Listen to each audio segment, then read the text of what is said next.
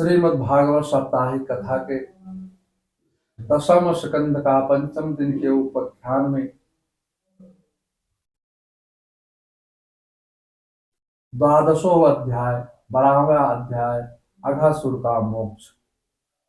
सुखदेव जी राजा परीक्षित जी से कहते हैं कि हे राजन, एक दिन भगवान श्री कृष्ण प्रातः काल कलेवा करने की इच्छा से जल्दी उठ गए। भगवान ने श्रृंगी बजा करके अपने शाखाओं को जगा दिया। सभी ग्वाल अपने अपने बछड़ों को आगे करके वन में चल दिए। सभी ग्वालों ने अपने अपने बछड़े भगवान के असंख्य बछड़ों के झुंड में मिला दिए। वन में जाकर सभी बालक अनेक प्रकार की बाल लीलाएं क्रीड़ाएं करने लगे। कोई बालक श्रृंगी वेद वेणुवादन तथा अनुकरण करने लगे। परम परस्पर हास्य व्यंग करने लगे। जिनकी चरण रज योगियों को भी दुर्लभ है, वही भगवान ब्रजवासियों के साथ बाल क्रीड़ाएं करने लगे। अथागानां सभ्यं पतम महासुरम अस्तेषां सुख क्रीडानवीक्ष्या नित्यं यदन्तं निर्जीवित ते शुभं पीतामृत स्मरे प्रतीक्षते। एक दिन कंस के द्वारा भेजा हुआ अघासुर नाम का राक्षस वहां आ गया। जहाँ कृष्ण ब्रजवासियों के साथ बाल क्रीड़ाएं कर रहे थे, वह पूतना का छोटा भाई था। वह राक्षस अपने भाई एवं बहन पूतना को का बदला लेने के लिए आया था। उसने कृष्ण को निगलने की इच्छा से अजगर सर्प का रूप धारण कर लिया। वह आकर के रास्ते में ही लेट गया। इसका मुख गुफा के समान था। उसके बड़े बड़े दांत विशाल जीव आंधी के समान श्वास ले रहा था। उसके लाल लाल नेत्र थे। उसका एक ओठ पृथ्वी पर, दूसरा आकाश में लगा हुआ था। बालकों ने उसे वृंदावन की शोभा समझा। फिर बकासुर की कल्पना करके उसके विनाश की कल्पना करने लगे। लीला शक्ति की इच्छा से सभी ग्वाल बछड़ों सहित श्वास लेते ही अघासुर के पेट में चले गए। यह दृश्य देख कर देवता हाहाकार करने लगे। जैसे ही उसने मुख बंद की करने की इच्छा की, उसी समय भगवान बड़ी तीव्रता के साथ उसके गले तक बढ़ गए। द्वयं कथं शायितं संविच्युतं तस्वाविशततुण्डं शेषमाधृगर्धरी। उसकी प्राणवायु रुक गई, नेत्र उलट गए। भगवान ने अपनी अमृतमय दृष्टि से अघासुर के पेट में गए और बालकों को जीवित कर दिया और बालकों को साथ लेकर के उसके पेट से बाहर निकल आए। अघासुर की ज्योत परमात्मा में विलीन हो गई। कृतेक्षं खेयायिषुतं ईशं निर्गम विवेशं तनस्मिशतं विवेशकाशाम। जब नाद ब्रह्मा नाम का ब्रह्मा एक होता है, तब पर ब्रह्मा प्रकट होते हैं। पेट में जाकर के विशाल रूप धारण किया। अजगर का शरीर फट गया। अघासुर के प्राण ब्रह्मरंध्र से बाहर निकल गए। अघ का अर्थ है पाप। जो पाप में रमण करता है वही अघासुर है। जब तक पूर्ण बल नहीं बढ़ता है, तब तक पाप की आदत नहीं छूटती है। मनुष्य जीव की अपेक्षा आंख से और आंख की अपेक्षा मन से अधिक पाप करता है। जब तक इंद्रियां पाप करने की आदि है, तब तक भक्ति रस नहीं मिल सकता है। इंद्रिय रूपी गगरी में भक्ति रस भरना है। पहले इंद्रियों को निष्पाप करो। यदि पानी से भरे घड़े में दूध भरना है, तो पहले पानी तो निकालना ही पड़ेगा। अघासुर अजगर असावधान हो को निगलता है। यदि पाप एक बार घुस गया तो छोड़ेगा नहीं। जिसके घर में मन में पाप आ बसता है, वहां परमात्मा नहीं रहते हैं, नहीं निवास नहीं करते हैं। अजगर के मुंह में कृष्ण ही निकल सकते हैं। अजगर के मुंह से कृष्ण ही निकल सकते हैं। पापारूपी अघासुर के मुख में पहुंचा जीव अपने आप बाहर नहीं निकल सकता है। कोई पुण्यशाली संत या प्रभु कृपा ही जीव को बाहर निकाल सकती है। सांप और पाप एक ही समान है। सांप के काटने पर यदि तुरंत उस अंग को नहीं काटा गया तो पूरे शरीर में विष फैल जाता है। पाप चिंतन से पाप संस्कार पाप चिंतन से पाप के संस्कार जम जाते हैं। ध्यायो विषयान पुंसम संगास्ते उपजायते। गीता के दूसरे अध्याय का वर्ष 58वें श्लोक का सूक्त है। वासना के प्रहार में बहा जा रहा जीव अंतरात्मा के मना करने पर भी पाप करता रहता है। अघासुर के हृदय में ताली बजाने का भाव है। प्रभु कीर्तन से अपने को जागृत करो। पाप से छूटने का उपाय प्रभु की प्रार्थना है। गीता में अर्जुन गीता में अर्जुन ने भगवान से पूछा, अनिच्छा होते हुए मनुष्य पाप क्यों करता है? इस पर भगवान श्री कृष्ण बोले, कामम ये सा क्रोधम ये सा रजो गुण समुद्भवम। गीता के तीसरे अध्याय का 37वां श्लोक का सूक्त है। काम और क्रोध पाप की ओर घसीटते हैं, इसलिए रजोगुण कम करो, सत्व गुण में वृद्धि करो। रजस्तम मासितभिरे भूयं सत्यम भवति भारत। गीता के 14वें अध्याय का 10वां श्लोक का सूक्त है। सुखदेव जी कहते हैं, हे राजन, अघासुर का सूखा चमड़ा बहुत समय तक ब्रजवासी बालकों को खेलने का साधन बन गया। बालक उसे गुफा समझकर एक तरफ से अंदर घुसते, दूसरी तरफ से बाहर निकलते। भगवान की कौमारी अवस्था की यह लीला बच्चों ने 1 साल बाद ब्रज में बताई। परीक्षित जी ने पूछा, ब्रह्मांड कलांतम कृतम तत्कालीनम कथम भवेत यदि कौमारे हरि कृतम जगो पौंड के अभ्रष्टता। हे भगवान, भगवान की इस लीला का वर्णन बच्चों के 1 साल बाद कैसे किया? 1 साल तक ग्वाल बाल कहाँ रहे? कृपया इसका समाधान करने की कृपा करें। सूत जी कहते हैं, हे सोनक जी, परीक्षित द्वारा इस प्रकार प्रश्न करने पर सुखदेव जी समाधिस्थ होकर ध्यान करने लगे। बाद में वाय दृष्टि प्राप्त होने पर उन्होंने उत्तर देना शुरू किया। श्रीमद् भागवत साप्ताहिक कथा के 10वें स्कंद का 12वां अध्याय समाप्त होता है। अथ त्रयोदशो अध्याय। 13वें अध्याय में ब्रह्मा जी का मोह और उसका नाश। सुखदेव जी राजा परीक्षित से कहते हैं, हे राजन, तुमने लोक कल्याणकारी प्रश्न किया है। ब्रह्मा जी ने गोप बालकों का हरण किया तो 1 साल बाद लौटने पर यह बात बताई। हे राजन, गायों की इच्छा थी कि हम प्रभु के साथ एक बने और कृष्ण को अपना पया पान कराएं। इसी प्रकार गोकुल की वृद्ध गोपियों की इच्छा थी कि हम कन्हैया को लाड प्यार करें। इसी भावना को पूर्ण करने को भगवान ने यह लीला की। भगवान अपने जीवों के साथ रास खेलते हैं, उनका नाम रस है। रसो वा वैसा रसम हो वायम लब्ध्वानंदे भवत। तैतरीय उपनिषद। परमात्मा दिव्य रस स्वरूप है, उन उनके साथ मिलना रास है। रास का अर्थ है ब्रह्मा से मिलन।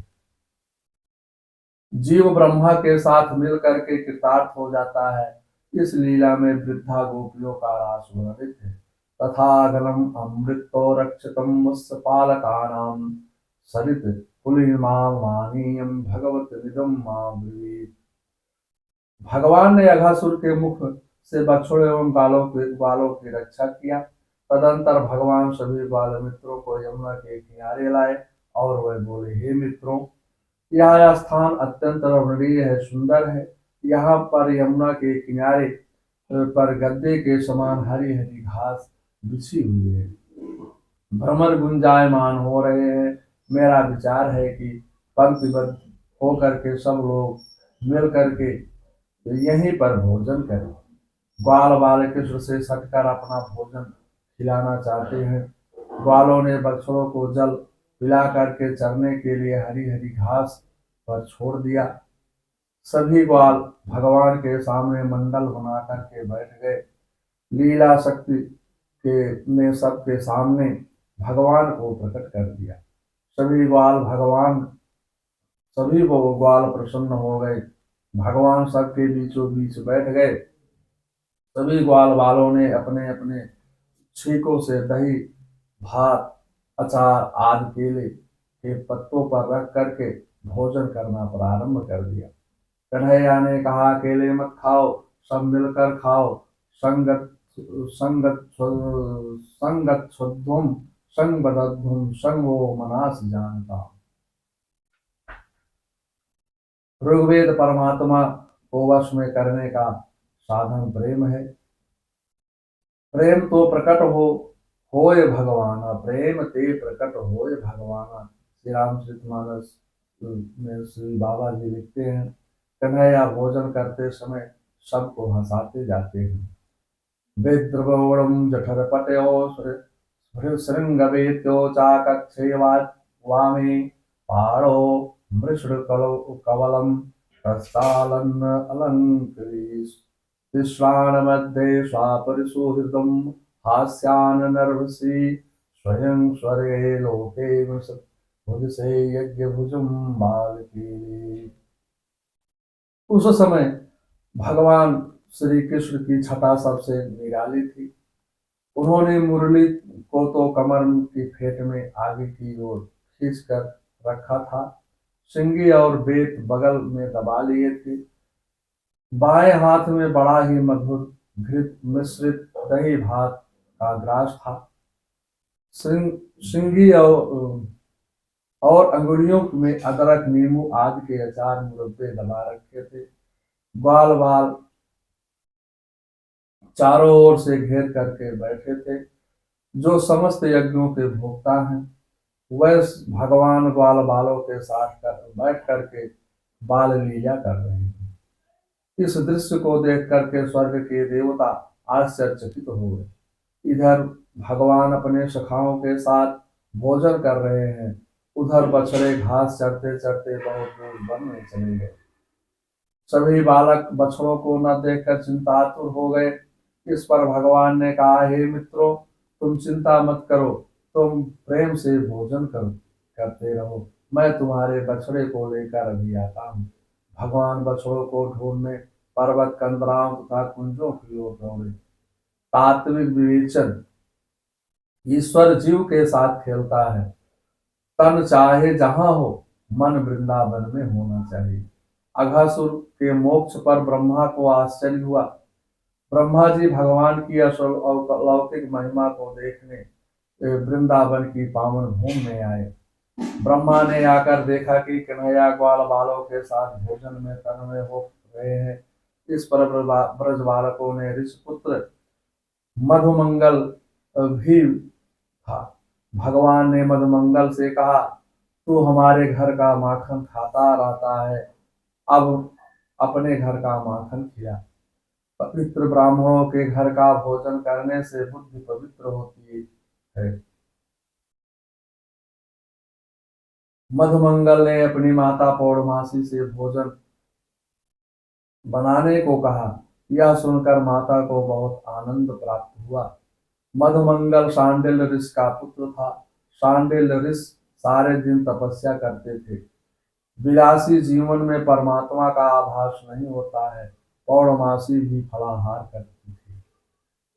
घर में कुछ नहीं था, इसलिए मधुमंगल की माता ने खट्टी छाछ की कढ़ी बनाई।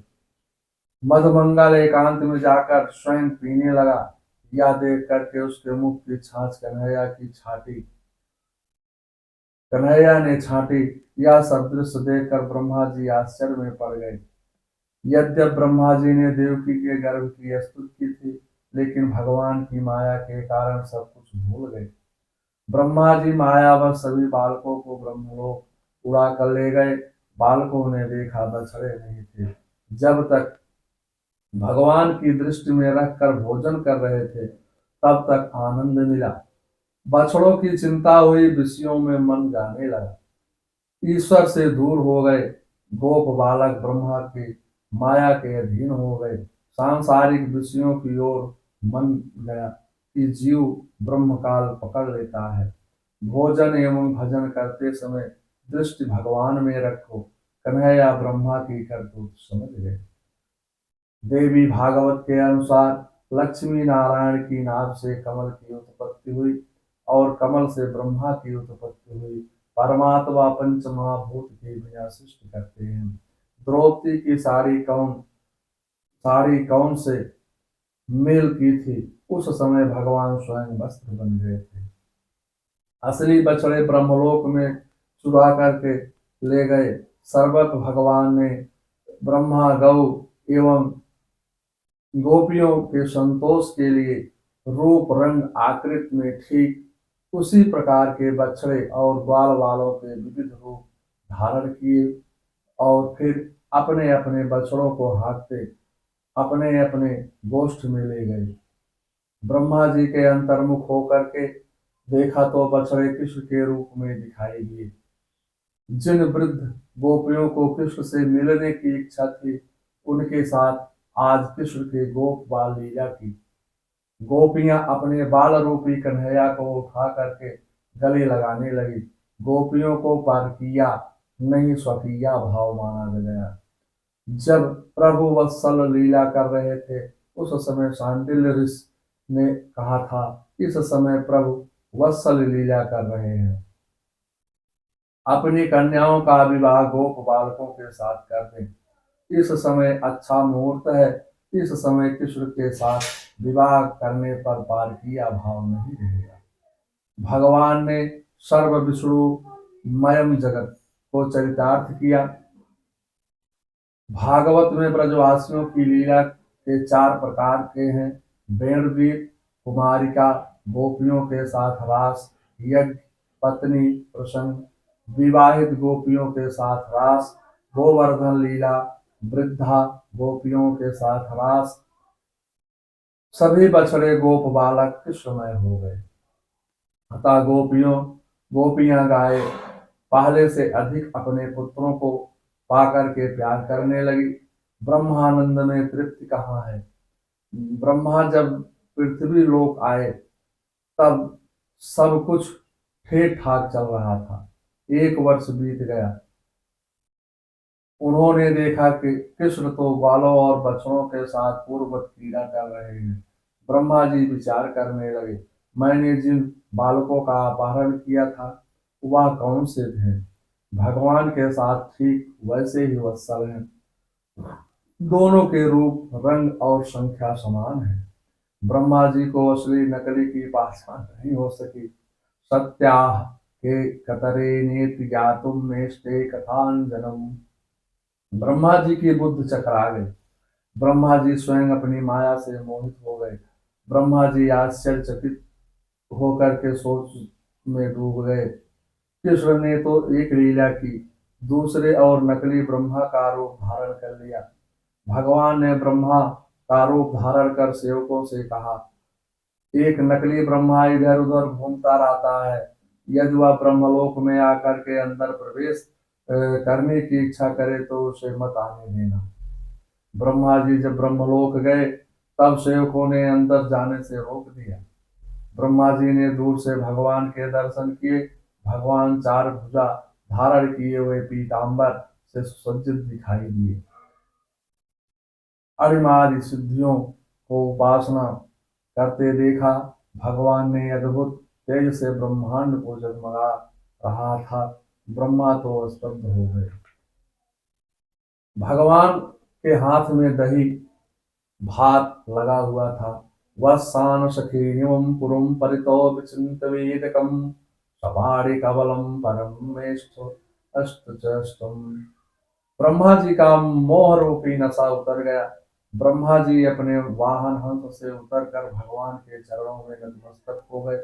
प्रेम आंसुओं से भगवान का अभिषेक करने लगे और दोनों हाथ जोड़कर भगवान की स्तुति करने लगे।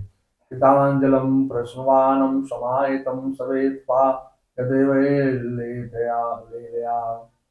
श्री भगवान श्रीमद् भागवत साप्ताहिक कथा के दशम स्कंद का त्रयोदशवां अध्याय समाप्त होता है। मंगलम भगवान विष्णु मंगलम गरुड़ाध्वजा मंगलम पुंडरीकाक्षाय मंगलाय तनोहरि। ओम जयंती मंगला काली भद्रकाली कपालिनी दुर्गा क्षमा शिवा धात्रे स्वाहा स्वधा नमस्तुते।